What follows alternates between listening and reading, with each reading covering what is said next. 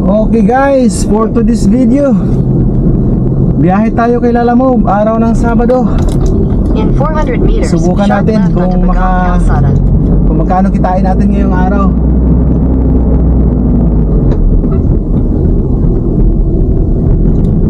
Medyo hirap ako sa pagkuha ng booking, kaya hapon na ako. Ano pa lang kasi ako, bago pa lang ako kay Lalamove, kaya lugi ako sa sa sabayan ng pag swipe. Lagi akong leave disorder, o kaya puno na daw yung yung islat na driver. Parang gano'n. Kaya ngayon, ito malapit na kasi sa amin, nakuha ko agad. So balitaan ko na lang kayo pag nandun na ako sa pick up location. Okay. Okay guys, update lang. Dito muna ako sa gasolinahan. Pakarga muna tayo para tuloy-tuloy ang biyahe. May laman pa naman, pero gusto ko lang masiguro kasi dito sa amin sa Cavite, sa area namin, murang dito crudo at saka gasolina kumpara doon sa Maynila o kaya dito sa may bandang baba na Bacoor, Imos. O kahit lumabas ka lang dito sa kalsada namin na to, kahabaan, tapos doon sa pinaka-main road namin, mura dito. Dito sa Governor Ferrer, saka dito sa may itong kahabaan namin. Mura dito talaga. Nag-range ng 8 pesos ang diferensya. Okay.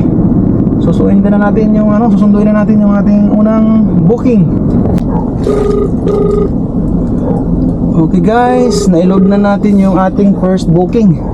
Nandoon na sa likod, isang earphone lang. So ang luwang-luwang nito ngayon. Ang luwang-luwang ng karga ko papuntang Parañaque. Okay guys, may dadaanan lang ako. Update ko na lang kayo mamaya-maya kung makakuha tayo ng pangsabay dito na booking. Hello? Hello po, si Lalamove po. Ma'am, Yes, confirm po. ko lang yung booking. Ano pa nga po ikakarga natin, ma'am, mga appliances? Opo, it's bed frame po, tapos sa Opo. Saan nga? Sige po, on the way na po ako. Tawag na lang po ako pag malapit na ako. Salamat. Sige po, ilabas ko lang po. Sige po, salamat. Salamat. Sakto. May dadaanan ako sa Lancaster, tapos doon din ang pick up. Swerte tayo ngayon, swerte. Sana, swerte nga. Okay, may dalawa na tayo. May dalawa na tayong tawag dito, karga. Isang regular, isang pooling Parañaque, regular, at saka pooling pa Taguig. Pwede na yun kasi magkalapit lang. Kunin na natin yan, sayang para hindi sayang ang biyahe natin. Sana maganda ang biyahe natin araw ng Sabado. Actually first time ko to na kasi pangatlong biyahe ko pa lang to kay Lalamove. Pangatlong biyahe ko pa lang to sa kanya. So first time ko na may isang regular tapos may kasabay na na pooling. Sabi ko sana nga makasabayan kasi sayang ang biyahe. Yun, sinarte nga tayo. At yung pupuntahan ko pang lugar, yun pa yung pick up location. So okay. Maganda to, maganda. Sabit lang. Medyo mahigpit talaga dito sa Lancaster.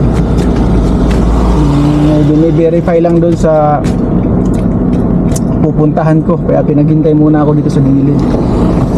Tingnan natin. Sana hindi magtagal. Sana hindi magtagal. Okay guys, pick upin na natin tong pooling natin. Nandito na, nagkaligaw-ligaw pa ako.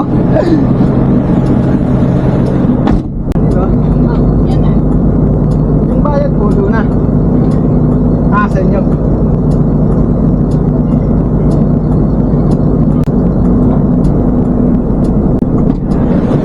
Ayan. Street.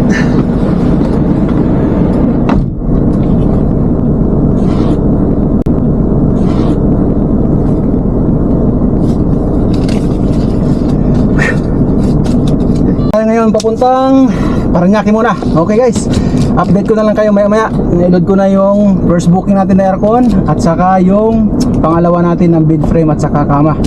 Pooling Taguig. Doon na tayo guys. Ito na to. First booking. Paranaque, drop off. On the way na kami, ma'am. Ako pala. Ako lang. Update lang, guys. Dito pa rin tayo sa loob ng Lancaster. Zone 2 pa rin tayo. Tayo tayo ng zone 1. Actually, maganda tong trabahong to eh. Nag-MC taxi din kasi ako. Kung i-compare ko yung MC taxi sa dito, di hamak naman na mas relax dito. Yun nga lang, ang maintenance nito medyo mataas. Pero pagdating sa gas consumption, kasi naka-EDB din ako, mataas lang to ng konti eh. Kasi yung EDB ko kada, ang count ko dyan, kada 400, 100 ang gas eh. Ito, matipid din siya. Matipid tong sasakyan ko na to. Yun nga lang, kailangan mo lang magtabi ng malaki-laking ano dito, kaya siguro 200, 300 na maintenance dito. So yung mga OFW dyan na kagaya ko, panoorin nyo to. Marami pang video ang gagawin ko dito para magka-idea kayo. Kung gusto nyo na mag for good, alam ko gusto nyo na rin yan. Parang ako lang yan. So dito, basta mahalaga dito, ito sa akin kasi hindi ko to hinuhulugan eh. Ito paano wala akong hinuhulugan. Pero sa tingin ko naman kung ganito ang ang sistema ng yung pwede kang makadouble book. Kasi may tinatawag na priority, may tinatawag na pooling, may tinatawag na regular na booking. Kung suswertehin ka laging priority o kaya regular tapos lagi kang may sasabay na booking. So maganda to. Kikita ka dito siguro mababa ang 3,000 dito sa isang araw. Di ba? Saan ka pa? Mag-a-abroad ka ba? Di ba? Saan pa yung pamilya mo, di ba? Ganun ang kadali dito sa Pilipinas. Diskarte lang. Kailangan lang diskarte dito at saka may puhunan ka syempre. Kaya kayo mga OFW, huwag kayo masyadong gastos ng gastos. Kagaya ko. Hindi. Kailangan nyo rin kasi mag-invest. Kaya ito sasakyan. Kaya kung ako itong napili ko kasi dapat mag-open ako ng motoshop. Kaso yung mga motoshop dito sa amin, ang dami na. Saka may nakita ako nagsasara kaya sabi ko, dikit-dikit na. Tapos syempre, limited lang yung alam ko sa pangangalikot ng motor. Aasa ako sa mekaniko. Saka hindi ko rin naman kakayanin, ako lang. Kung hindi ka paswertehin sa mekaniko, lukulukuhin ka lang, dayain ka pa. Lugi lang yung mo, yung puhunan mo. Di ka gaya sa sasakyan yung sasakyan nagagamit na ng pamilya. Kagaya dati pa nagkakamping kami, dalawa lang kami ni Mrs. Pag gumagala kami, dalawa lang kami ni Mrs. Ngayon, kasama na yung mga bata. So malaking bagay may sasakyan. At the same time, nagagamit sa hanap buhay. Kailangan kasi kumita. Kasi ang sasakyan kapag hindi kumikita, tapos hindi ka naman talaga mayaman, yung kagaya ko lang, ordinaryo lang, liability yan. Kaya kailangan kumita ang sasakyan. Okay guys, ito na, moving na kami.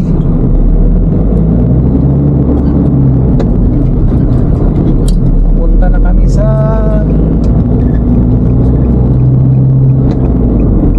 kabilang Ibayo, Zone 1. Balitaan ko na lang uli kayo. Magdadrive muna ako at mabibilis dito ang sasakyan sa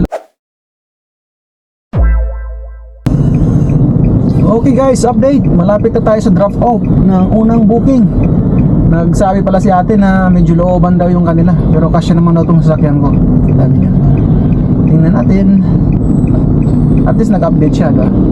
Grabe traffic, sobra ang inabot. Malaking challenge talaga kapag malaki yung sasakyan mo, yung parking, kasi karamihan sa mga lugar dito sa atin medyo makikitid talaga pag mga residential area. Yan, lulubag din yan. Abante pa po. Okay, abanti pa. Kaya po.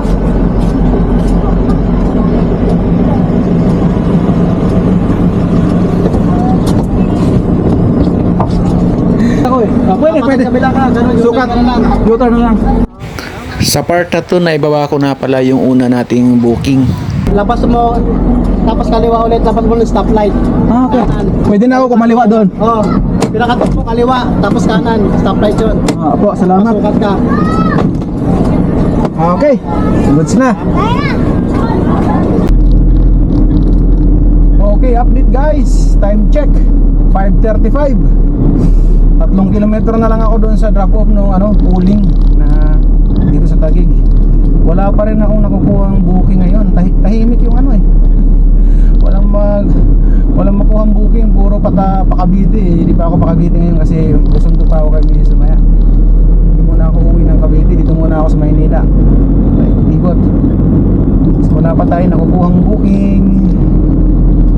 Sana mapasukan tayo pag drop off nito para may kasunod na agad. Hindi tayo mabakante. Sayang ang biyahe. Yan lang guys ang update natin. Dito pa rin. Ay, mahahaba sir. Mahahaba. Sir, pinutol ko na sir. Good. Sige. Undawin na ako, naipit na ako sa traffic. Ha? Oo. Tawag na lang ako pag malapit na. Okay. Naipit lang ako sa traffic. Sabay, sakba ka, ha? Sa Champa ka. Sige pa. Okay po. Okay, thank you. Yun, metal paring daw. So kinabahan ako, mahaba yun 20 feet yun Sana maiksi yung pagkaputol niya. Yari tayo pag mahaba. Tagig to Tagig. Naka-priority yun. So okay na yun. Sabihin malapit lang. Malapit lang siya.